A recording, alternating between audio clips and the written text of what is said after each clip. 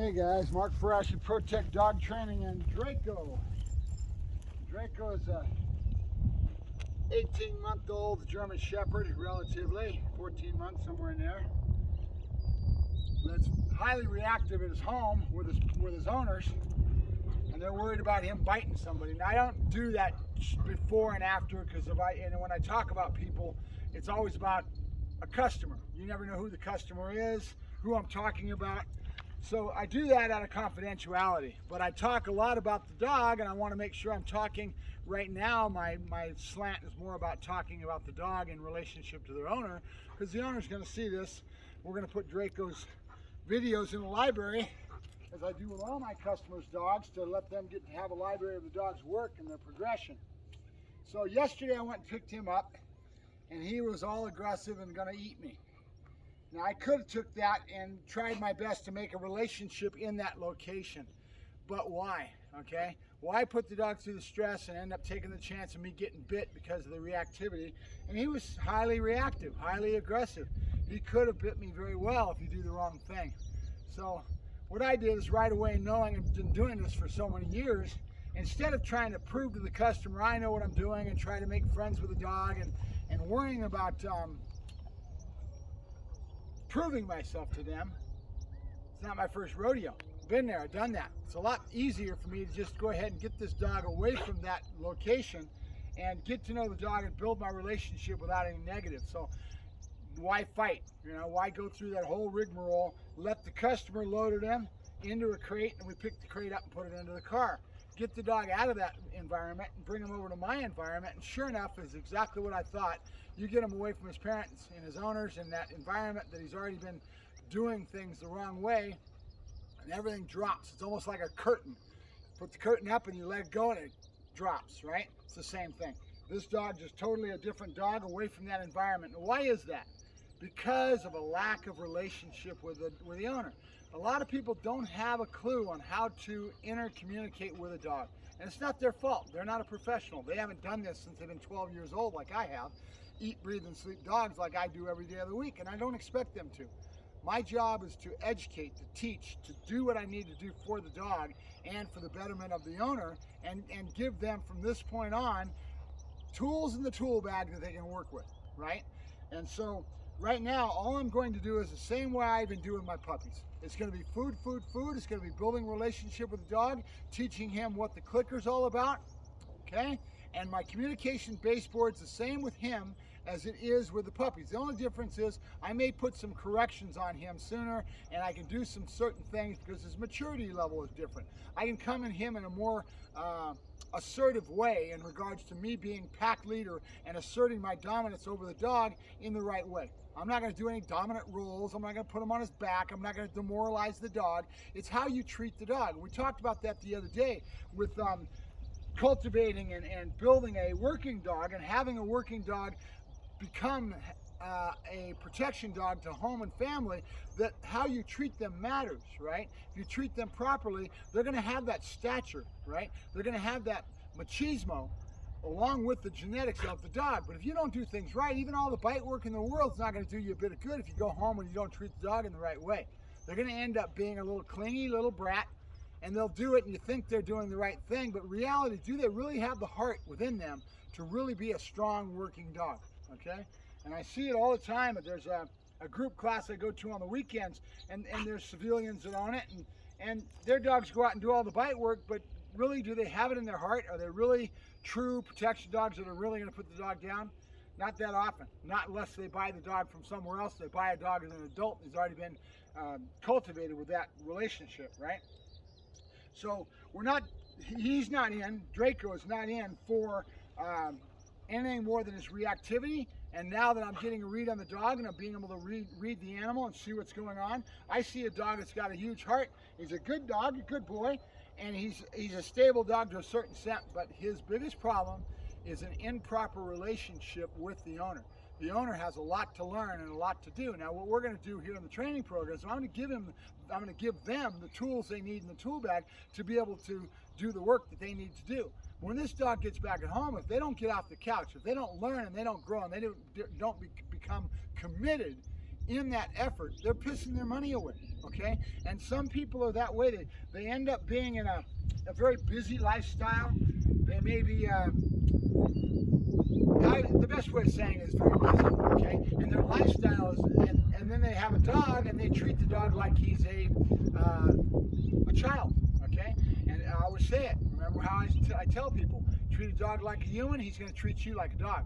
And in this case, what ends up happening, and the read that I have on this, is that the dog is taking that alpha position because he feels he needs to. He's protecting the home and the family, and he's putting himself out so they get confused, right? A dog really wants and needs a good alpha relationship where the owner is the one that dictates the terms, sets up structure, and shows the dog what they expect of them. And if they don't do that, the dog will end up taking that position. And that's kind of what's happened with him. He's being very boundary protected, hitting the windows, hitting the doors, and doing a real good job of scaring the heck out of people, you know. And then he becomes a liability because he very well could bite somebody because the owner doesn't have any control over this Tasmanian devil, you know what I'm saying? And it's all about relationship, it really is. So I've already clued them in, and you've heard me talk about it a lot, where I talk about how much it's akin to playing a guitar. That beautiful $3,000 instrument on the wall is beautiful, and you go purchase it and you put it in your hands, but it's not going to play the music on its own. You're going to have to get off the couch, you're going to have to learn and really put the work in to bend that note and to get that beautiful music out of that instrument. If you don't, you just got a $3,000 guitar laying on the wall. You see what I'm saying? So keep it in mind, guys. It's real important that you, if you're going to do something like this and have somebody like me that's going to help you, guide you, and put my energy into producing a product with this animal, even though that dog's going to work when I get him back and you're going to see that animal working with me, you're not going to get anything out of that instrument until you learn how to play that instrument yourself, right? And that's what we're here for. We're here to guide you, to help you, and we're going to put all our energy in because we care about the animal. We care about you. My interest, my heart, my head is in having your best interest at heart. I care about you and your dog. I care about you learning and acquiring what I can produce for you, right? Because I love what I produce. I produce a working dog, personal protection dogs, what I specialize in, but I also deal with problem behavior of all types. And a lot of times it takes somebody like me to be able to read the animal, to be able to get in the dog's head, figure out where his head's at, and then go from there. All right, so that's about it for my intro to Draco, and you'll see him going through everything. He's a mouthy little dog. He wants to kind of disagree.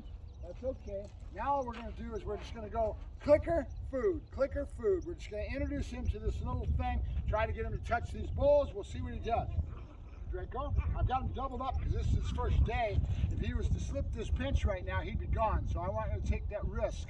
So I don't have true action on the pinch collar, but that's all right. Draco, we're more worried about just getting a basic relationship. Food was on the ground, I'm not going to let him have it. The rules start right off the get-go, right? He has no clue other than what I get him to do. Luring, Draco, good boy. Come on, Draco. Come on, Draco. Doesn't know what I want him to do. There you go. Yes. And let me get my clicker, because we're going to start introducing him to clicker. Yay. Now, one of the things that the customer said to me yesterday that was interesting was all their training firms. He came from Hollywood, guys. He's got some owners that love him and that can give him a little bit nicer home than most. But what they said was the trainers in that area are very much into the tools, meaning a stem collar, pinch collars, things like that. I do that, I use all those tools, but I come at it from my communication baseboard is everything in the beginning, right? It's all about layering in these things that are all about the communication baseboard. Without communication, I can't do half of what I could if I do it right. Could I get the dog to do the behaviors with just the tools? Sure I could, but that's really cheating. It's really not a true depiction of what training is to me. Remember, it's not about the heel, sit down, stay. It's more about where's the dog's head at in the work, his psychological aspect of what he thinks, how he views the world in relationship to our communication baseboard and our relationship. That's the key, and that's what we want to give the owner. We want to give them a very valuable relationship with their dog, and that's all about them getting off the couch and putting in the work when he gets back home. Very important. So that's what we're working on. Again, remember, it's not about heel, sit down, stand behaviors. That's easy. I can teach a dog stupid pet tricks all day long. right? It's about where the dog's head's at in the work. That's what matters. And that's what we're going to be approaching with him, all the more so because we know we have a relationship problem at home, and that's what it's all about. And it's nothing more than them not understanding dog psychology and how to treat a dog in the right way. We're going to give them that. They're going to get that. That's what it's all about. We go a little bit farther than most. We don't care about just heel, sit down, stay. Good boy. Yeah, Bubbas. More to do, Bubbas. All right, so Mark Ferrasci, Protect Dog Training, and Draco. Again, I dropped a hot dog. He wants it. I'm not going to let him have it, right? Good boy. Good boy. Come on. Yeah, Draco. Good boy, Draco. Good boy. Easy. Come on. Up, up. You know how to get your balance up here? Come on. There you go. Good boy. Good boy. Yay, Draco. Good boy. A lot of voice tone right now, so he gets used to my voice tone, gets used to me and who I am. He's not used to me. I'm a stranger. Yay. Good boy, Draco. Good boy. Good boy, Draco. Good boy. Yay. A little bit mouthy, which is natural. And that's all about relationship. Again, his mouthiness comes from a place. Hard to explain it, but I know what it is. Come on, come on, come on. You get those back feet up there. Get those back. Yep, come on. There you go. Good boy. Good. And vocabulary. No, good, and yes. Everything's done. It's building our communication baseboard. Remember, today's his first day. He doesn't have a clue. So we start with just a clicker, getting him to touch things, start to build our vocabulary. Yay, good boy. A lot of short, sweet sessions. There'll be like 3 or 4 of them today. All right, Mark Ferrasci, Protect Dog Training, signing off. Have a good day, guys.